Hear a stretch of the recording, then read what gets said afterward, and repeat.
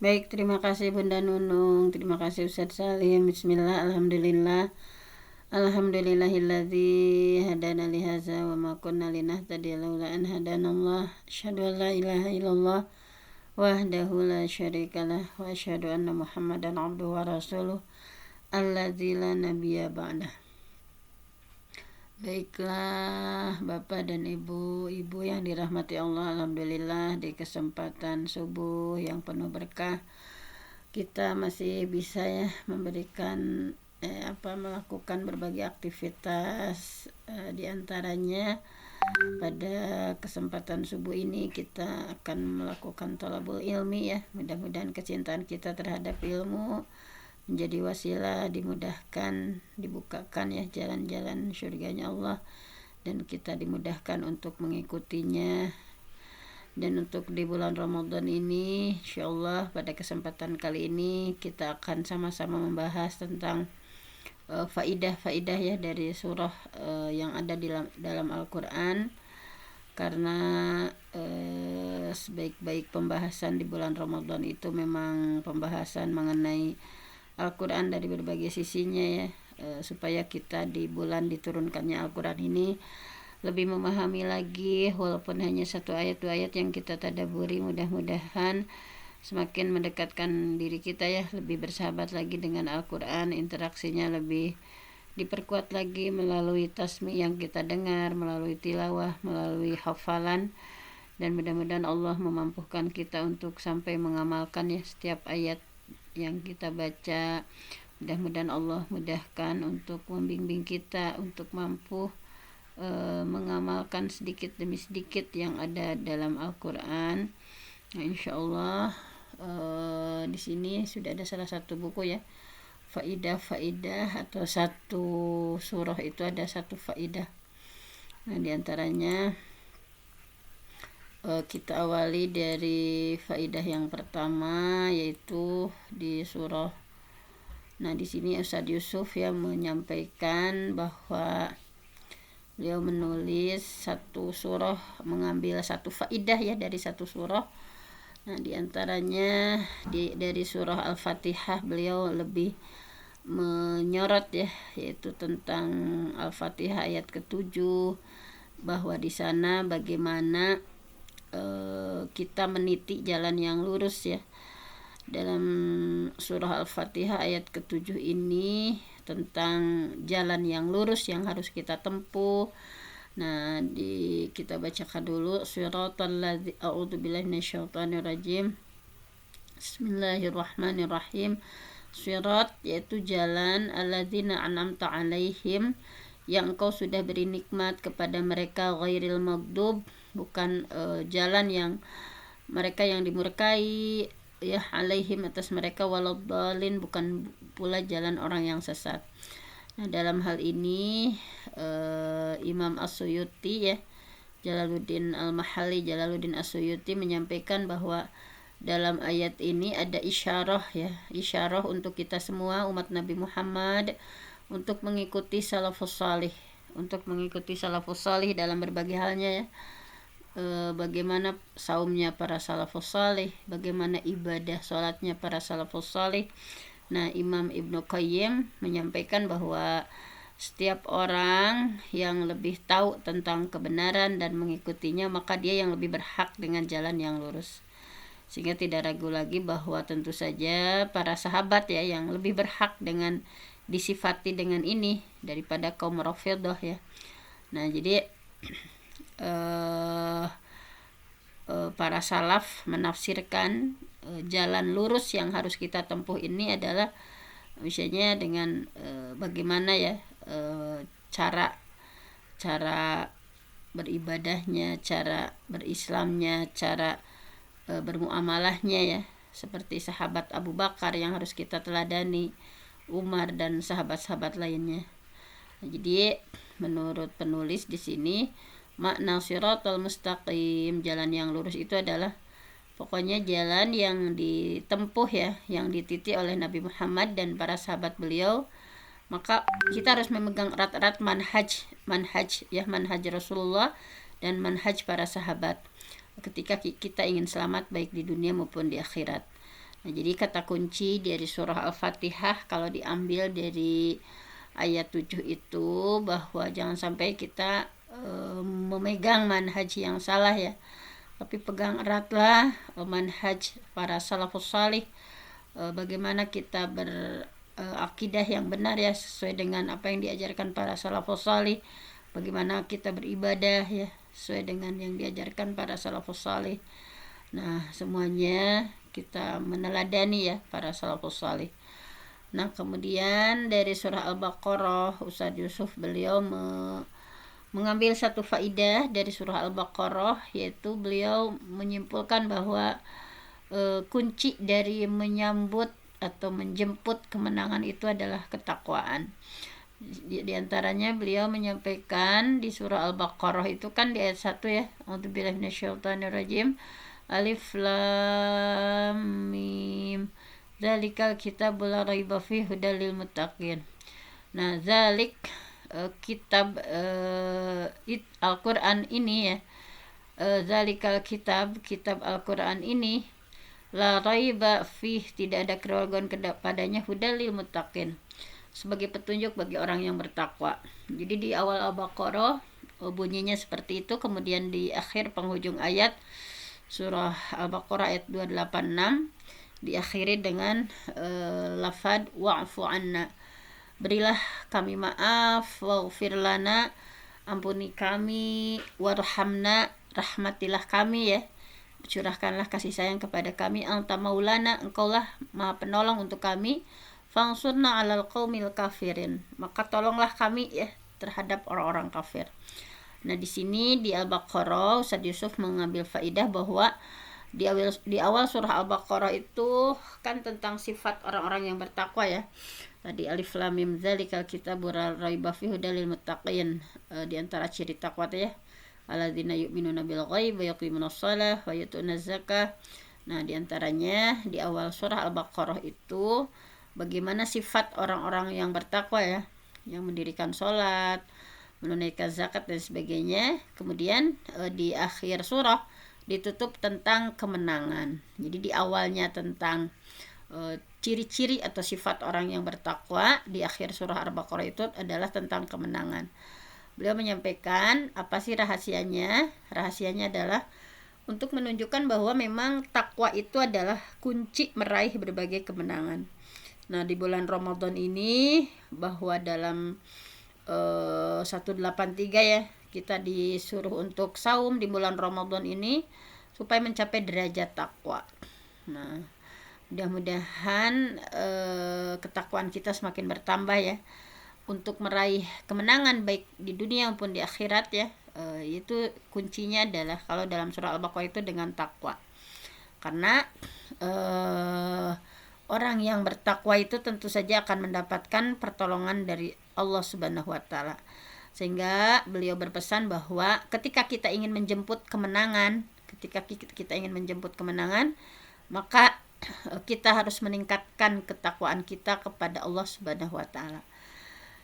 Nah, mudah-mudahan ya dengan Ramadan ini ketakwaan kita semakin meningkat. Kita sudah pernah membahas beberapa sering ya, takwa itu diantaranya adalah sebuah kekuatan.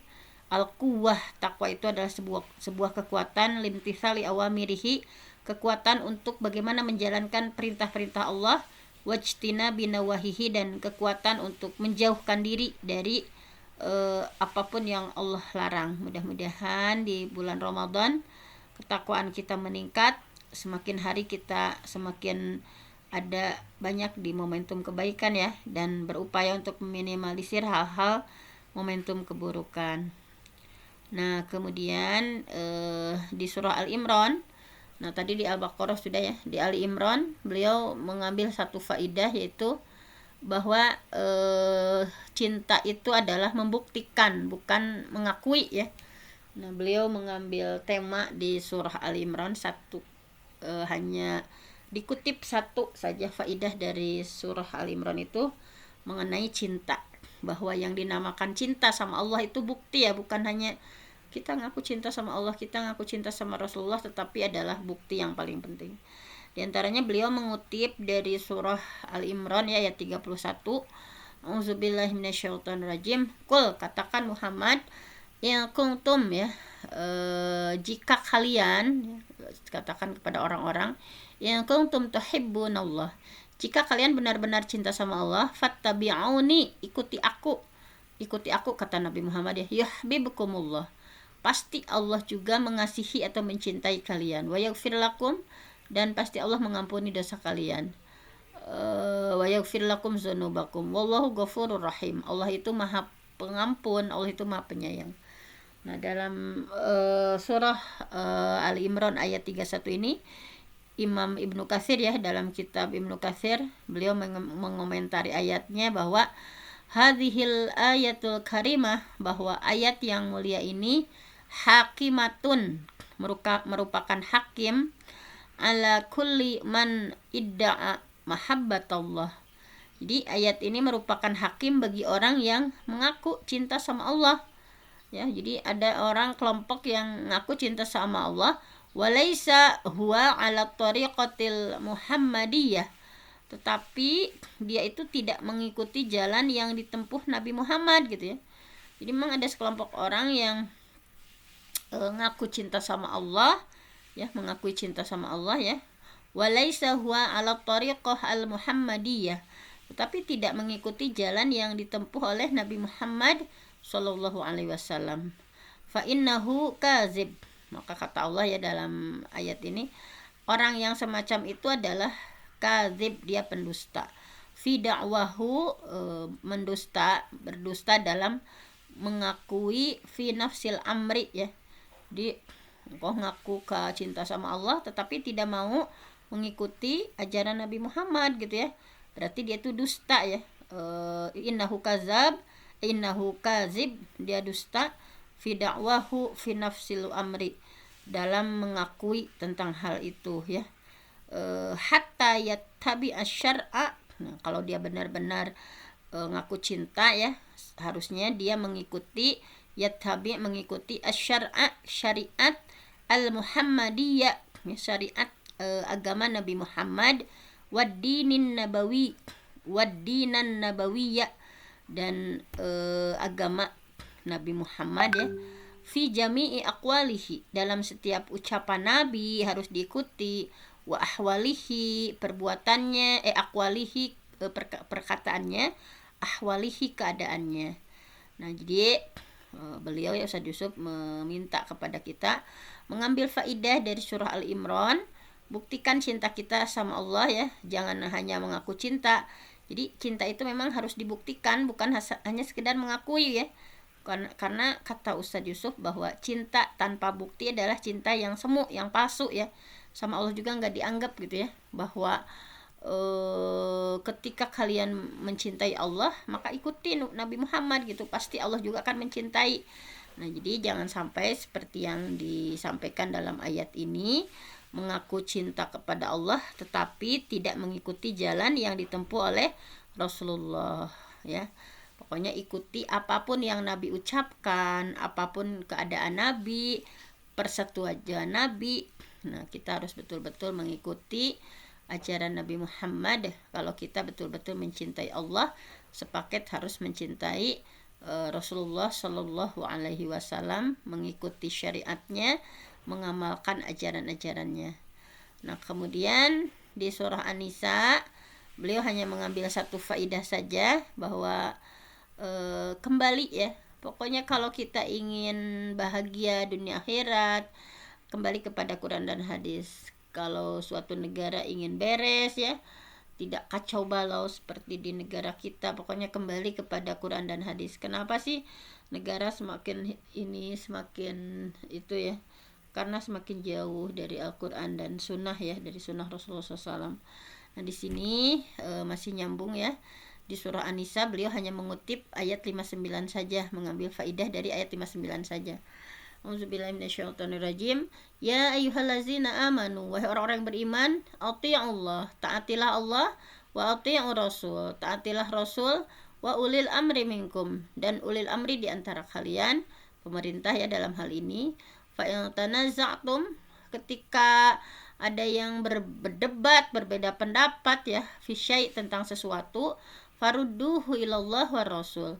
Maka kembalikan kepada Allah ya. Maksudnya kalau ada yang berbeda pendapat, lihat coba Al-Quran, kembalikan gimana menurut Al-Quran, gimana menurut Allah ya, wa rasul ya, farudduhu ilallah wa rasul, gimana menurut sunnah Nabi. Ya kuntum tu'minuna billah, jika kalian memang benar-benar beriman kepada Allah wal yaumil akhir, dan beriman kepada hari akhir, zalika khairu wa ahsanu ta'wila. Nah, demikian itu lebih utama dan lebih baik akibatnya. Di sini Imam Abdul Aziz Al-Kinani rahimahullah menyampaikan bahwa tidak ada perselisihan di kalangan orang beriman dan berilmu bahwa maksud mengembalikan kepada Allah adalah kepada kitabnya. Maksud ya pokoknya kalau ada perbedaan pendapat, kalau ada percekcokan apapun, pokoknya kembalikan bagaimana menurut kitab Allah ya, mengembalikan, dan tentu saja kepada sunnah dan di Nabi Muhammad SAW. Jadi sekali lagi di sini bahwa maksud dari farudduh ilallah, mengembalikan kepada Allah, wa rasuluh, dan rasulnya itu adalah mengembalikan kepada Allah itu kepada kitabnya, tentu saja Al-Quran ya. Kalau mengembalikan kepada Rasulullah itu ya setelah beliau wafat, tentu saja kepada sunnah beliau. Jadi tidak ada yang bisa diragukan lagi ya, kecuali orang-orang yang memang menyimpang dan tersesat, bahwa penafsiran ini ya menjadi ya yang sudah dinukil oleh Ibnu Abbas dan para imam yang berilmu ini. Nah, bahwa tadi pokoknya sama dikuatkan oleh Ibnu Qayyim Al-Jauziyah rahimahullah. Beliau menyampaikan bahwa baik para ulama salaf ya, salaf itu yang terdahulu, para ulama terdahulu, maupun ulama khalaf itu yang terkini ya, yang sekarang yang kontemporer, sudah bersepakat bahwa maksud farudduhu, mengembalikan kepada Allah, itu tentu saja mengembalikan kepada Al-Quran.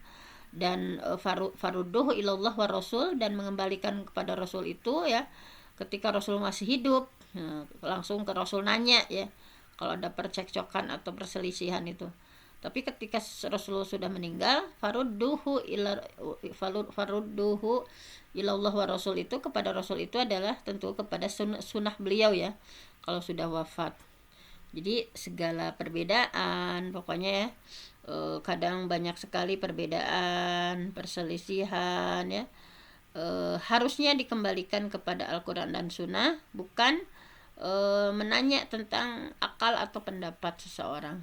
Nah, kemudian kita mengambil faidah dari surah Al-Maidah. Nah, Ustaz Yusuf hanya mengambil di 94 ya, beliau mengambil salah satu faidah di surah Al-Maidah ayat 94, bahwa di sini disampaikan bahwa di Al-Maidah 94, a'udzubillahi minasyaitonirrajim, beliau menamainya dengan tema kemudahan maksiat dan ujian keimanan. Ya ayyuhallazina aman, wahai orang beriman, la yabluwannakum, pasti ya, pasti la yabluwannakumullah adalah ya, ada nun taukid, adalah taukid, taukidnya ada dua ya, la sungguh ya, benar-benar, ya beluannakumullah, Allah pasti akan menguji kalian, bisyai'in, dengan sesuatu ya, minas said, dengan hewan buruan, tanaluhu ya, bahwa engkau mudah memperoleh ya, aidikum, dengan tangan, warimah hukum, dengan tombak ya, tombak-tombak kalian, liya'lamallah, nah agar Allah tahu, mayyahapuhu, siapa yang takut sama Allah, bil ghaib ya, siapa yang takut kepada Allah meskipun ghaib, tidak bisa melihatnya ya. Faman i'tada, barang siapa yang melampaui batas, falahu, maka baginya azabun alim, akan mendapatkan siksa yang pedih. Nah, ayat ini sangat penting untuk kita tadaburi ya, karena di awalnya seruan untuk orang beriman. Nah, ini seruan untuk orang-orang yang beriman ya, bukan secara umum ya Yohanes, tetapi ini khusus untuk kita orang-orang yang beriman. Nah, ini menurut Syekh Muhammad bin Shalih Al-Utsaimin rahimahullah, beliau ketika mengambil faidah dari ayat ini adalah menurut Syekh Utsaimin, ayat ini berisi penjelasan tentang ujian Allah kepada hambanya ya, yaitu hambanya yang mukmin dengan dimudahkannya pintu-pintu maksiat ya kepada mereka, supaya Allah itu tahu siapa yang betul-betul takut kepada Allah ya ketika sendirian, dan siapa yang nggak takut sama Allah ya ketika sendirian. Nah, sehingga seorang harus waspada terhadap dirinya ketika dimudahkan untuk maksiat ya, jangan sampai terjerumus dalam jerat-jerat setan. Ini jadi saya Utsaimin mentadaburinya seperti itu, hati-hati ya kita sebagai seorang umat muslim, orang-orang yang mengikuti ajaran Nabi Muhammad, hati-hati ya bahwa ayat ini menjelaskan tentang bagaimana ujian Allah kepada hamba-hambanya yang beriman ya. Dengan mudah pintu-pintu kemaksiatan itu sangat mudah ya ditempuh, supaya Allah tahu siapa nih yang benar-benar takut sama Allah gitu ya, siapa yang benar-benar takut sama Allah ketika sendirian, dan siapa yang nggak takut sama Allah ya ketika sendirian bebas berbuat maksiat gitu ya. Nah, sehingga harus waspada terhadap dirinya sendiri ketika dimudahkan sama Allah untuk pintu-pintu maksiat ya. Kita sekuat mungkin kita tidak terjerat pada jerat-jerat setan ya, khutuwati syaitan, langkah-langkah setan. Nah, kemudian beliau juga mengambil faidah dari surah Al-An'am. Di surah Al-An'am beliau hanya mengambil di ayat 129, bahwa beliau menyampaikan pemimpin ya dimanapun suatu negara atau apapun itu adalah potret dari rakyatnya. Nah, bahwa dalam surah Al-An'am, wa kadzalik, demikian nuwali ya, kami jadikan sebagian ba'da zalimin, sebagian orang yang zalim, nuwali, mereka itu memimpin ba'dom bima kanu yaksibun, memimpin bagi sebagian yang lain disebabkan apa yang mereka lakukan. Nah, ini ya memang kita di Indonesia ya, pemimpin itu adalah potret dari rakyatnya gitu ya, bahwa dalam surah Al-An'am ini wa kadzalik, demikian nuwali ba'da zalimin, sebagian orang zalim yang terpilih itu ya.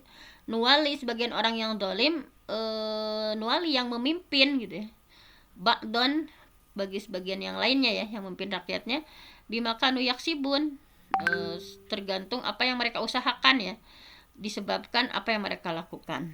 Jadi dalam ayat mulia ini ada faidah bahwa apabila di antara hamba-hamba itu ya, hamba-hamba Allah, banyak orang yang melakukan kezaliman, orang-orang melakukan dosa-dosa, maka Allah akan menjadikan bagi mereka pemimpin yang zalim. Jadi pemimpin itu udah potret dari rakyat ya, ketika hamba-hambanya solih ya, maka Allah akan menjadikan para pemimpin yang solih. Tetapi karena rakyatnya pada banyak yang berbuat zalim, banyak yang buat dosa, maka Allah pun akan menjadikan pemimpin itu yang zalim, yang mujrim ya, yang banyak berbuat dosa.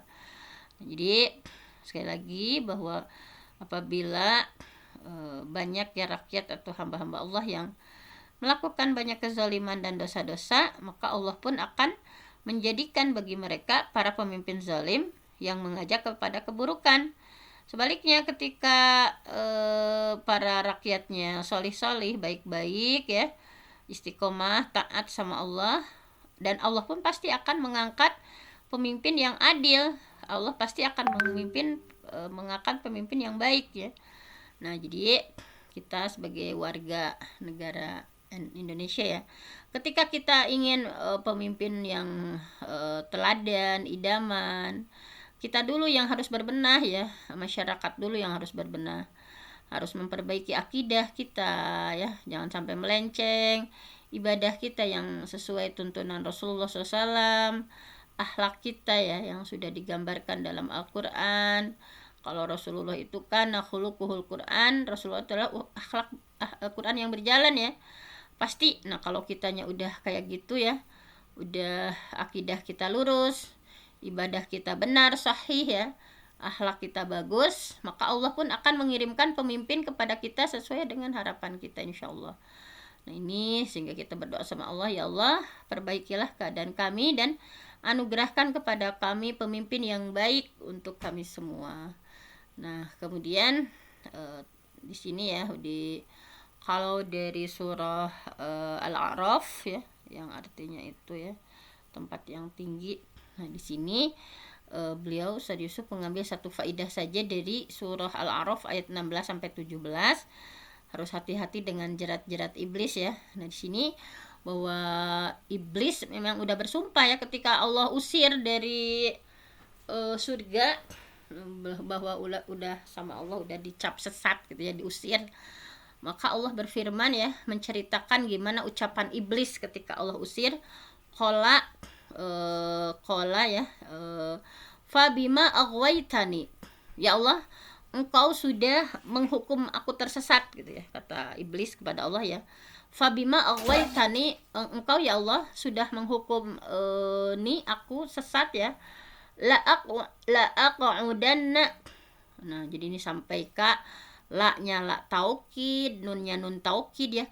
Kata iblis sudah berjanji, bersumpah di hadapan Allah, la aqudanna, aku benar-benar akan menghalangi lahu mereka, sirotoka, akan menghalangi mereka ya, manusia, sirotokal mustaqim, dari jalan engkau yang lurus. Pokoknya setan sudah bersumpah karena sudah diusir, sudah dihukum, sudah dicap sesat sama Allah, diusir dari surga, maka dendam ya. Jadi benar-benar akan menghalang-halangi manusia ya dari jalan yang lurus. Memang setan terus mengganggu.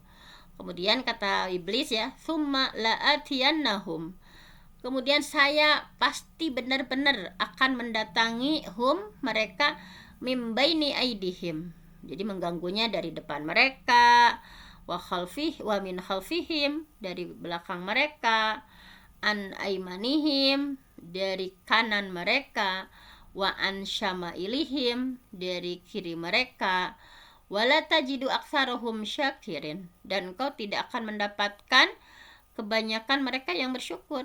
Hanya sedikit sekali yang bisa taat sama Allah ya, yang bersyukur sama Allah, karena memang sudah disumpahin oleh iblis karena dia dendam ya, udah diusir dari, udah enak-enak di surga, diusir sama Allah, dicap sesat, maka dia pun nyari teman gitu ya, nyari teman-teman untuk yang senasib dengan dia, jadi akan dihalang-halangi jalan kepada Allah. Bahkan setan iblis itu ya mendatangi manusia, menggoda ya, baik dari depan, dari belakang, dari kanan, dari kiri, terus gitu ya. Nah, kemudian dari Ibnu Abbas radhiyallahu an, beliau menyampaikan bahwa iblis tidak mengatakan dari arah atas karena dia tahu bahwa Allah berada di atas mereka. Jadi iblis tidak mau mengganggu, menggoda manusia dari arah atas ya, min fauqihim, nggak ada, tapi baina aidihim, khalfihim, aimanihim, syama'ilihim, tidak menyebutkan dari atas mau menggoda manusia, karena dari atas itu dia tahu bahwa Allah berada di atas mereka. Imam Asy-Sya'bi menyatakan bahwa Allah menurunkan rahmat kepada mereka dari arah atas mereka ya. Jadi kalau dari atas kita mendapatkan rahmat ya. Kemudian Imam Qatadah menyampaikan bahwa setan itu atau iblis itu mendatangi wahai anak Adam dari segala arah. Hanya saja dia tidak mendatangimu dari arah atasmu karena dia tidak sanggup untuk menghalangi antara dirimu dengan rahmat Allah. Jadi dari kanan, kiri, depan, belakang, dari bawah, seluruh arah, kecuali dari atas, karena setan tahu ya, setan tahu bahwa dari atas itu turun rahmat Allah kepada manusia. Kemudian Imam Qatadah juga ya menyampaikan tadi, pokoknya tadi setan itu akan mendatangi manusia dari segala arah tapi tidak berani dari atas. Nah, kemudian Ibnu Qayyim menyampaikan bahwa jalan yang ditempuh manusia itu ada 4 arah. Kadangkala manusia mengambil dari arah kanan atau kiri, atau mengambil jalan dari arah depan dan kembali dari arah belakang. Maka jalan mana saja yang diambil pasti akan menjumpai setan yang selalu mengintainya. Jalan ke depan, jalan ke belakang, kanan, kiri, akan selalu ada setan yang mengintainya. Nah, jadi ketika manusia mengambil jalan ketaatan, maka setan sama merintanginya ya, berusaha memutus ketaatannya ya, dan setan seperti itu terus mengganggu. Dan ketika mengambil jalan maksiat, maka setan sudah terus memotivasi dijadikan maksiat itu indah gitu ya, dijadikan maksiat itu kayak biasa-biasa saja, dan menolong memberikan harapan kepada manusia. Sehingga waspadalah dari khutuwati syaitan ya, jerat-jerat setan. Pokoknya tiap menit, tiap detik minta tolong sama Allah supaya dilindungi dari tipu daya setan. A'udzubillahi minasyaitonirrajim ya. Pokoknya banyak beristiazah sama Allah, yang meminta pertolongan dari godaan setan yang terkutuk ya. A'udzubillahi minasyaitonirrajim. A'udzubillahi samil alim minasyaitonirrajim ya.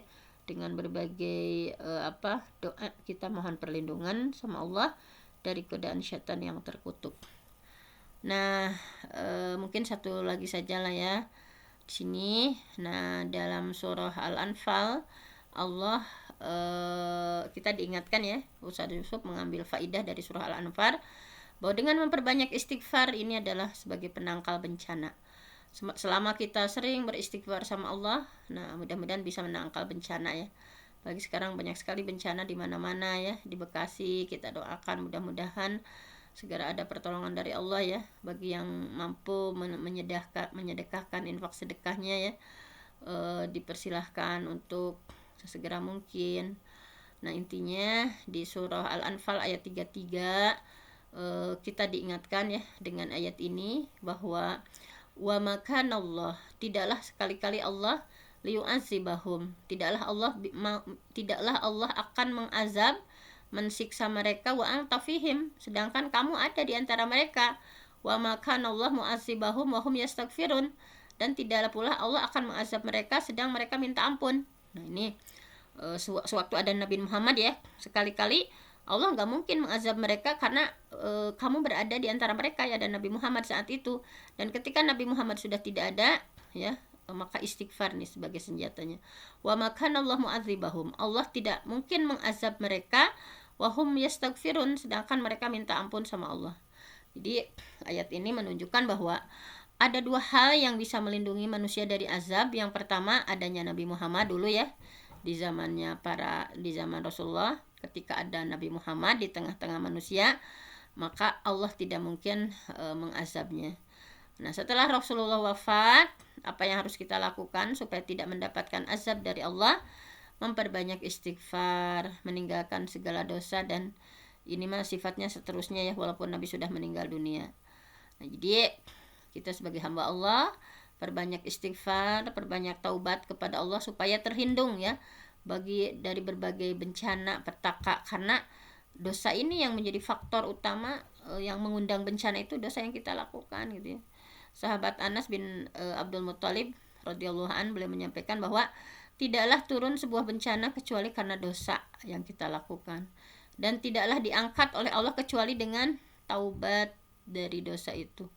Istighfar ya, astagfirullah, astagfirullah, astagfirullah. Selama kita beristighfar, mudah-mudahan ini bisa menangkal dari berbagai bala bencana. Hanya itu saja renungan kita kali ini. Tetap semangat untuk terus mendekat dengan Al-Quran. Kita pelajari dari berbagai sisinya, baik tahsin tajwidnya, tafsirnya, faidah-faidahnya. Mudah-mudahan di momentum Ramadan, bulan diturunnya Al-Quran, tiada sebaik-baik teman ya di bulan Ramadan itu kecuali Al-Quran. Nah mudah-mudahan kita senantiasa lebih haus lagi ya untuk mempelajari Al-Quran dari berbagai sisinya, karena Allah akan memberikan rahasianya bagi orang yang Allah kendaki. Tidak semua Allah ngasih rahasia Al-Quran ini kepada sembarang orang. Maka bersemangatlah ya dalam mengkaji dan mentadaburi Al-Quran. Hanya itu saja renungan kita hari ini. Saya mohon ampun sama Allah, yang benar datangnya dari Allah, yang salah dari saya sendiri. Aku qouli hadza wa astaghfirullah li wa lakum. Assalamualaikum warahmatullahi wabarakatuh. Waalaikumsalam warahmatullahi wabarakatuh. Sudah Bunda Nunu?